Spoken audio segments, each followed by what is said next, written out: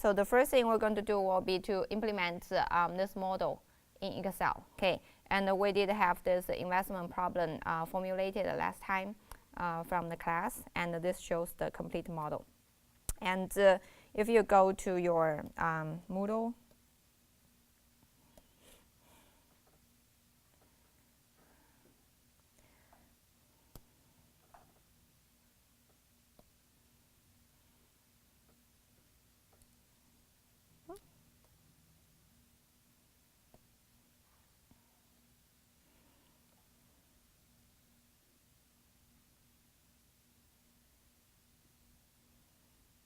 here, week 3 class resource to download this data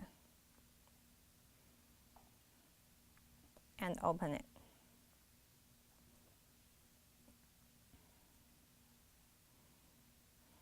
To save some time, I already put those data in this spreadsheet, so you don't have to input it.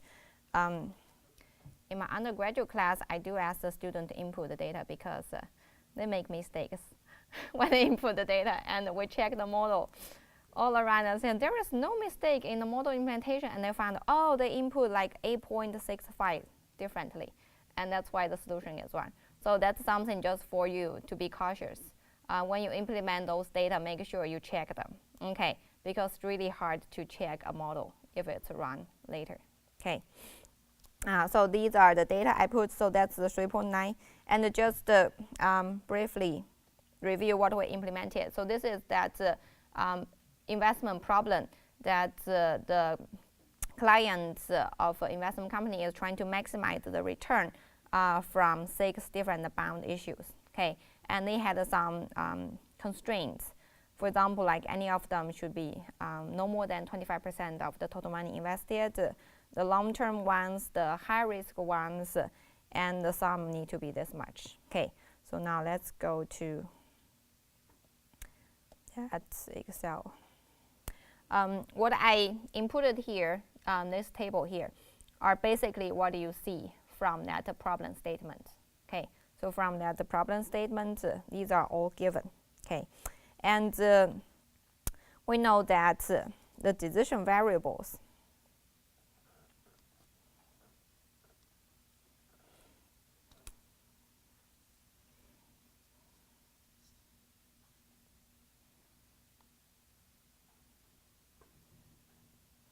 I don't know how to insert. So let's insert a line here. Oh, sorry. Click Enable Editing so you can edit it. Okay. So first I'm going to insert a column here to reserve those cells to be my decision variables. Okay, remember those decision variables?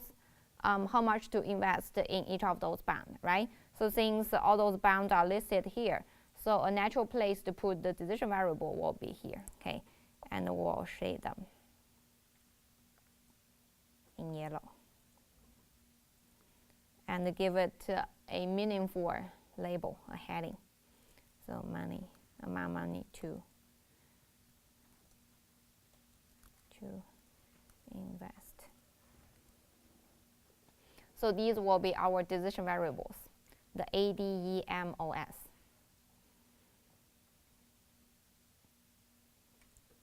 Okay. Then let's go back to look at our objective function. Our objective function is to maximize the return. Those are the sum product of our return rate and the decision variables. Okay. So we go back to see, okay, the total return, and we have those return rate here. And we know that the objective function would be just the sum product of this column and this column here. Okay, and I'll put it here, total return equals to be sum product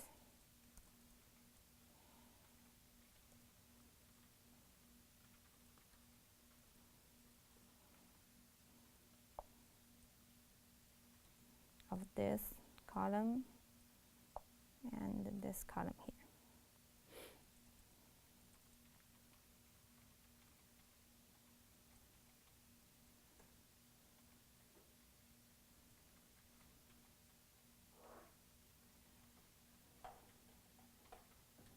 Okay.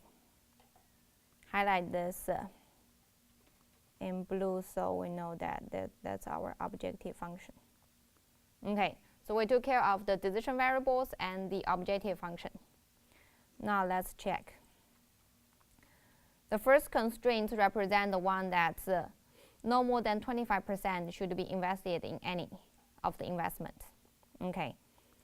Then here in this slide, I put all the constraints in like one formula. But remember when we formulated in class last time, we had the 6 formulas, right? So that's A less than equal to 25% times this 750,000. So we have one for each.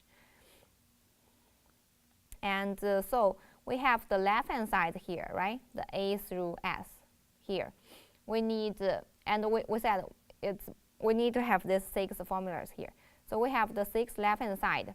So it's natural we just create another column here to be the right-hand side. So when we go to define the constraint, we can have just like this entire column being the left-hand side, less than equal to, then another entire column, the right-hand side. Okay. So for that, I'm going to insert another column here and change the, oops, sorry, not the entire column.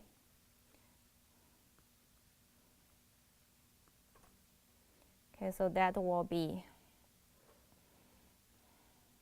and in this column, what I want to calculate is the 25% multiply, that's 750. Okay, 750,000. So instead of put here, okay, so equals to be 0.25 times 750,000. Instead of putting this way, we said we don't embed those numerical values in the formula. Okay, so I want both numbers to be somewhere. Okay, so instead of this way, I'm going to put here. Okay, so maximum percentage. Okay, and here I'll put 25%. So later I can refer to this cell in my formula. And I do need the other 750. Okay, so here first I'm going to move this.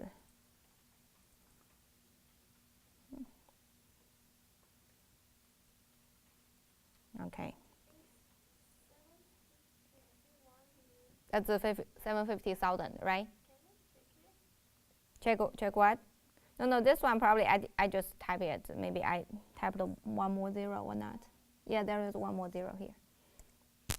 Yeah, that's for demonstration purpose. I'm not going to use it. Okay, so I'm going to put that 750 here. The total available. That's the 750,000.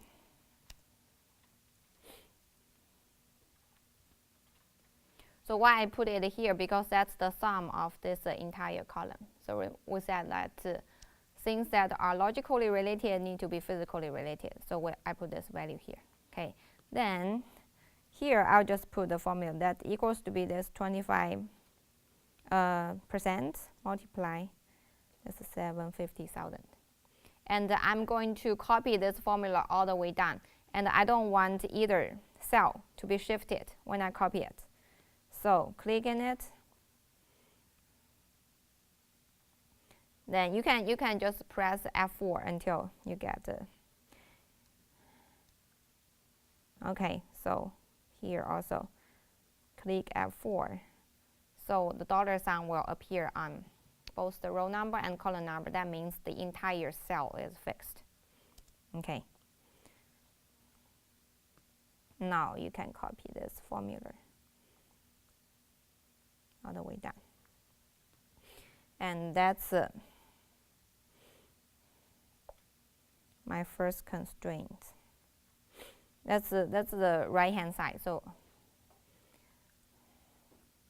I just shaded this one. Here, I'll shade it in this way. I shaded it so that I remember there is one constraint here. Okay, so we took care of this first constraint setup.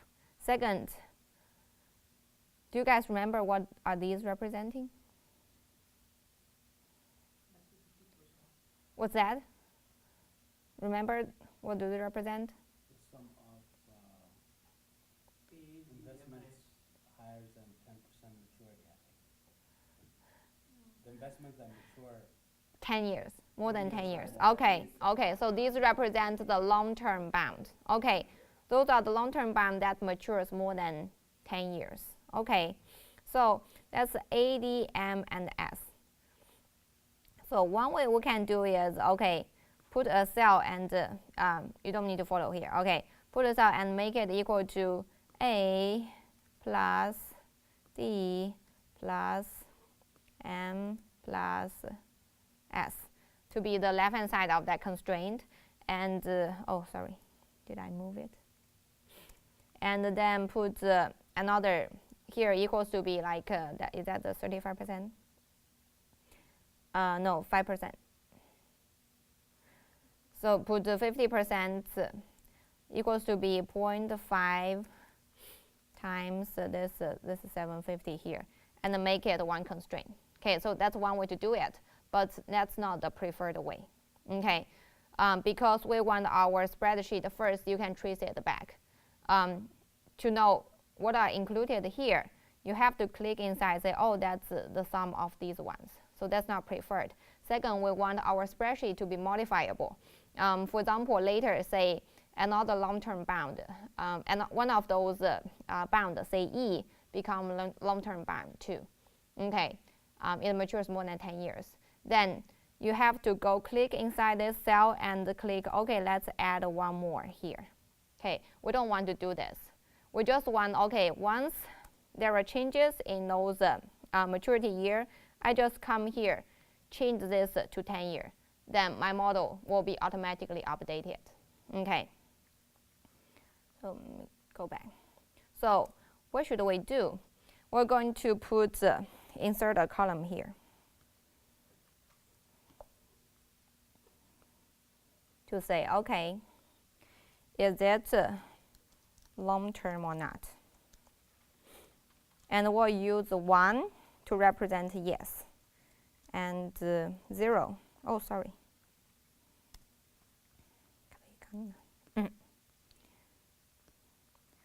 1 means yes, and 0 means no. Okay.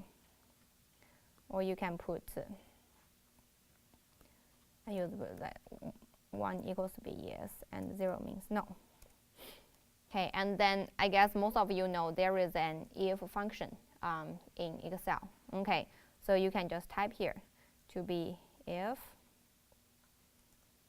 So there should be a logical test. Logical test will be if this value is greater than 9, which means greater than or equal to 10. Okay, then output is 1, means yes, it's a long-term bound. Otherwise, 0. Okay, so in this way, we create a formula that first can be copied all the way down. Second, you can modify just the value in the years to maturity, and it will be, you don't need to change anything here. Okay, any question? No? Okay, then you can see, okay, this is mature in 11 years, it is a long-term bound. Then copy this formula all the way down. Click inside to check whether it copied correctly. Okay. So it looks at this value here. If it's greater than 0, then return 1, otherwise return 0. Okay, and we do see there are 1, 2, 3, 4 long-term bounds that corresponds to A, D, M, and S. Do we want to define what we consider long-term? Because they decided 9 years is long-term, or 10 years, or 15 years? In the problem it says. It says yeah, more than 10 years. Okay. Yeah, if you look at the problem statement back. Just wondering why we were defining the 9 as a. Oh, because I use greater than. If you use greater than equal to, you put greater than equal to 10. But I'm just asking why we didn't set a cell that had the value of 10 in it somewhere, and then reference that cell. Oh. Yeah, you can. You can. Just 'cause it seemed like I we see. talked So about what doing Caleb that. is suggesting is saying that you put, say, like the definition of long term equals to be 10.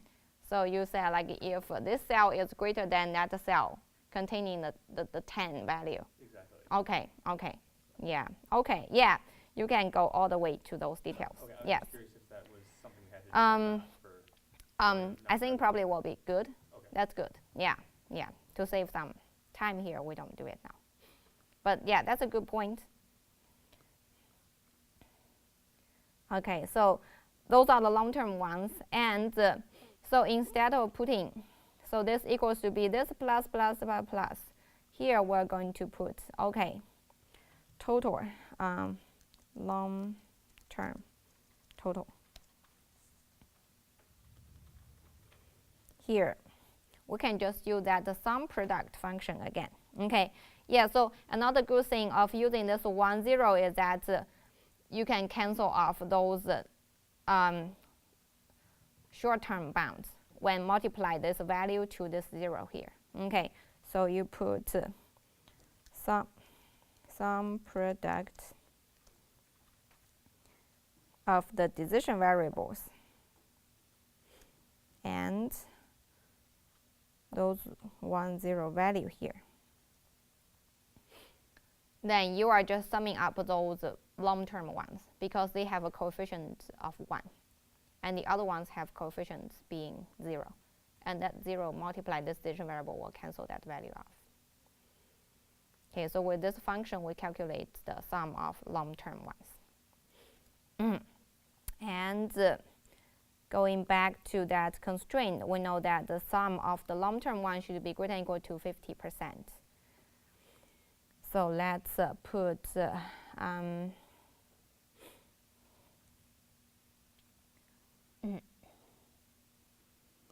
so it should be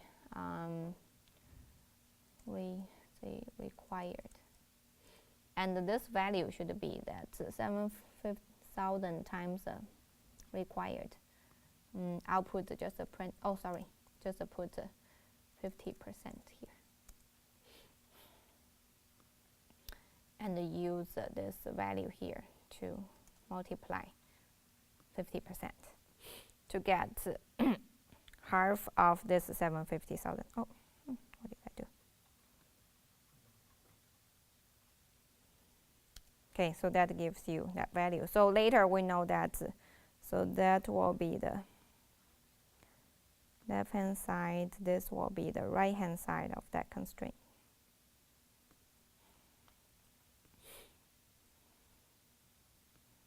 Okay, so that takes care of the second constraint. Now the third constraint are the ones that are riskier ones. Should be no more than 35%. Okay, and the risky ones are defined using the rate.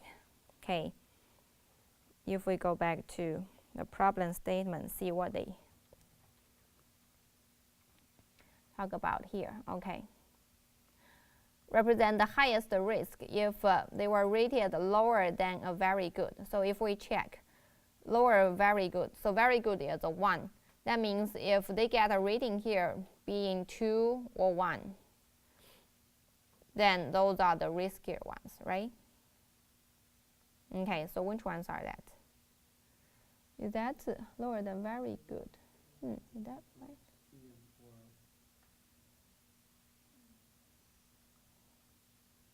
That's D, E, and O. So D, that's. Oh, sorry. You see, they rated from the other way. It's like 1 is excellent. Okay, so actually it means the value should be greater than 2. Because 1 is excellent and very good is 2, good is 3. Okay, so that means for any of those bounds that the rating is greater than equal to 2.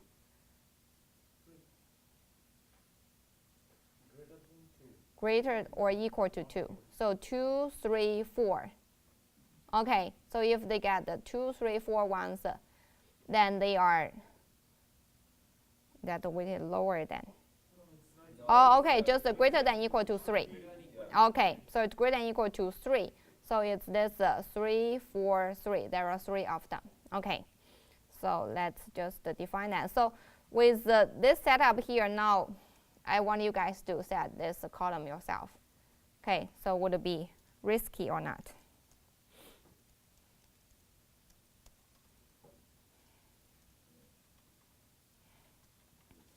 So 1 means yes, 0 means no.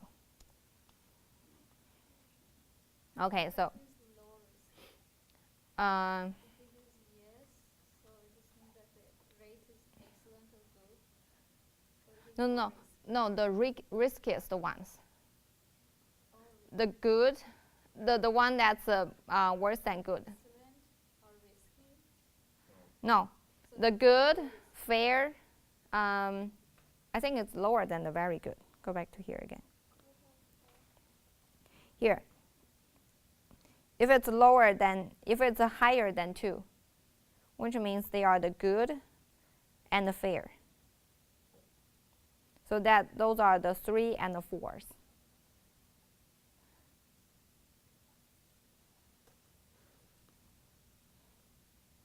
Okay, so those are the riskiest ones. So the formula would be if this value here is greater than 2, then yes, otherwise no.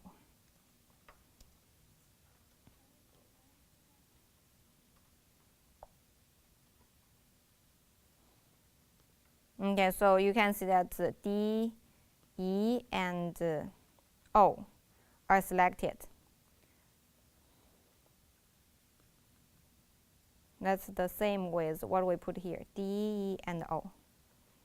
Okay, so the formula is if this rating value is greater than 2, return 1, otherwise return 0.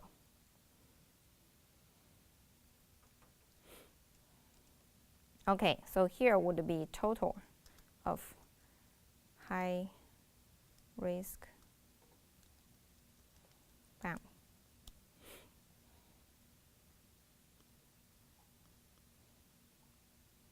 Then you can just do the same thing, sum product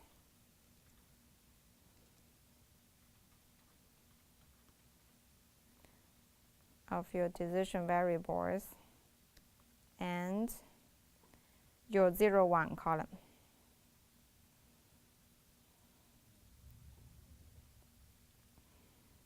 To add D, E, O together.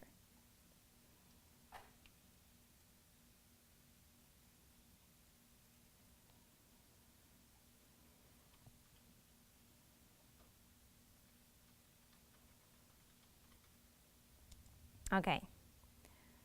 Then here we'll say allowed.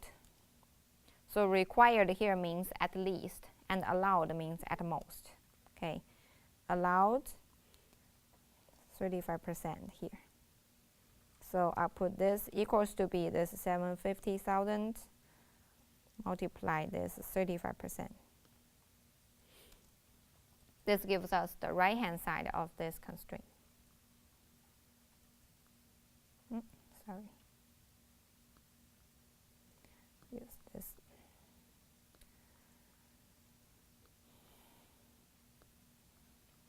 Okay, so this takes care of the third constraint.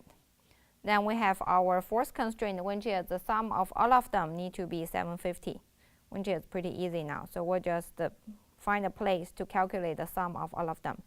So a good place would be here. And I'm going to move this down. So this can be used as our right hand side of that constraint. Okay, so here would be total invested, and that is the sum of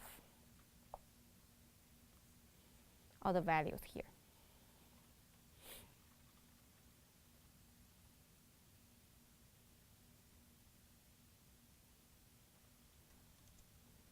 Okay, then I'm going to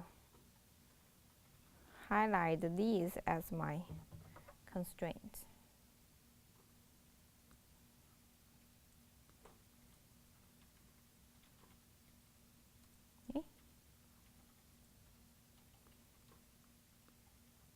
so I'm going to delete these two cells that I use just for demonstration purpose. Okay, so now we have our, What's D10 and 11? That's repetitive, isn't it? which one? D10 and 11, what is that? This is the sum of the decision variables. So that's the left-hand side of that constraint. So what's the actual amount you invest? And this one, you just put the total sum. Yeah. And these two cells represents the left-hand side and the right-hand side of this constraint here. Okay. Okay, so then the last constraint is the non-negativity, and we know we can just check that box in the solver window. Okay. Now with this setup, we're going to go to solver to define it. So go to your add-ins.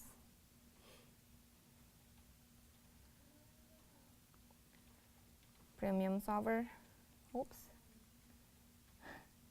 Click reset all because I think when I loaded this data, this file, I didn't delete all my constraints for you guys.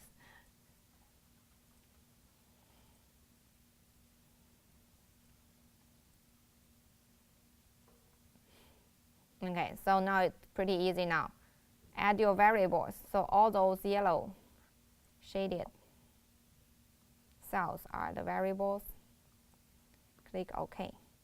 I think like in a few of your comments, like the suggestions and comments I gave for the optional Excel model, I said like for some of those decision variables, if it's not really needed to separate them, meaning put them in different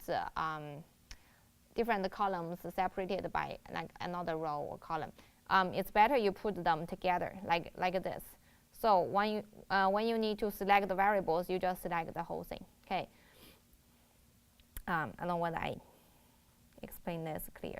For example, if you put the A, D, and the E in separate cells, for example, if you insert, say like there is something else that separates the cells that contain your decision variables. Then when you select them, you have to select this one and put a comma, and then select these ones. You won't be able to select all of them together because there is a cell between them that does not represent decision variables. So unless necessary, we usually put your decision variables all together. So when you select them, you don't have to select them several times. Okay, so now the decision variables are already selected. Oh, sorry, objective. That's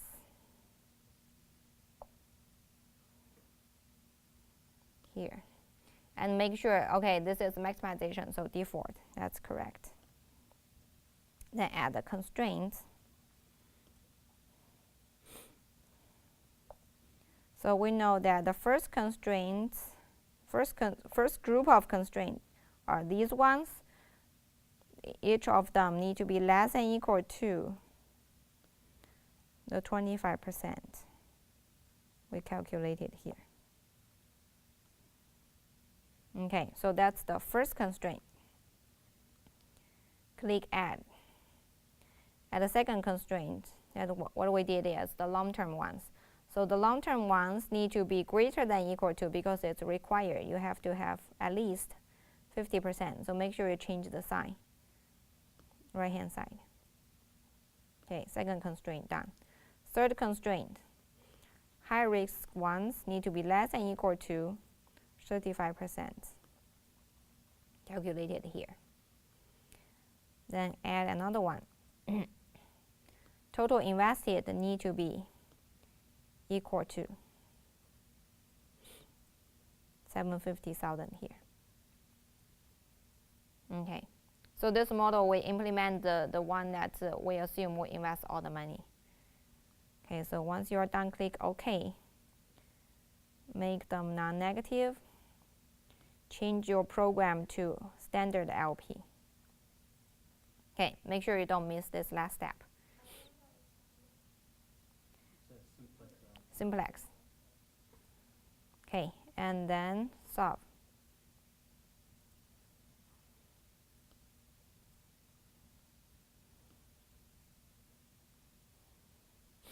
Okay, you guys get the same result? No?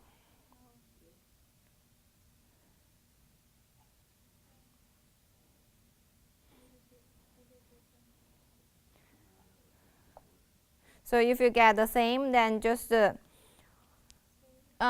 some cosmetic work.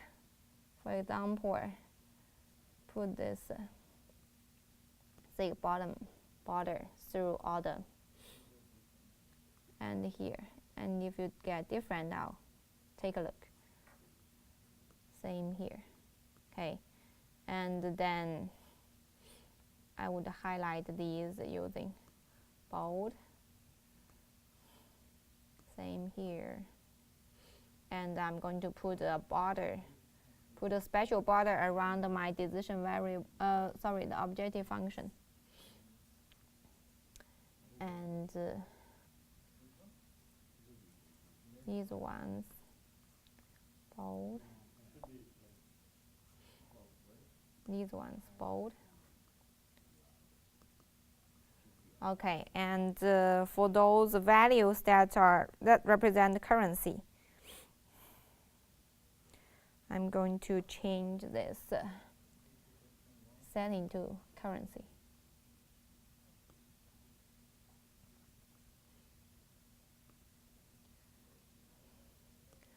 Same here, here, here, here, here. Okay, good.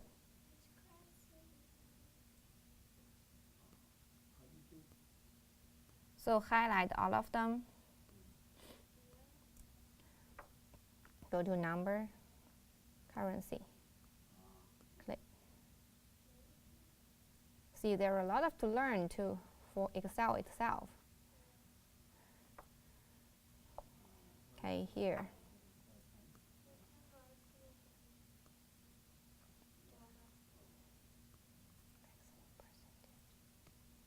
Okay, so I'm going to put all of them to be middle, the alignment. Okay, and clear here like this is not shown, so I'm just click here. So the entire heading is shown.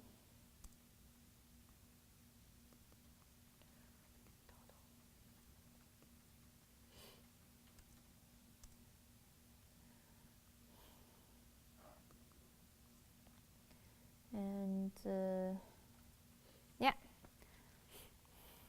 so that's the model for this problem. Okay. So the main thing we talk about is to use those the if function to represent this one long term or not, high risk or not. Use 1, 0 to represent, and the benefit of that is later we only modify here, and we don't need to define other places. And also those 0, 1 value gives us enable us to use the sum product function to add just those values that we want, using those zeros to cancel the values that we don't need to add to the total sum. Okay, and here, yeah, these are all bold, so about this. Okay, so save this just for yourself, and we're going to talk about more model formulation now.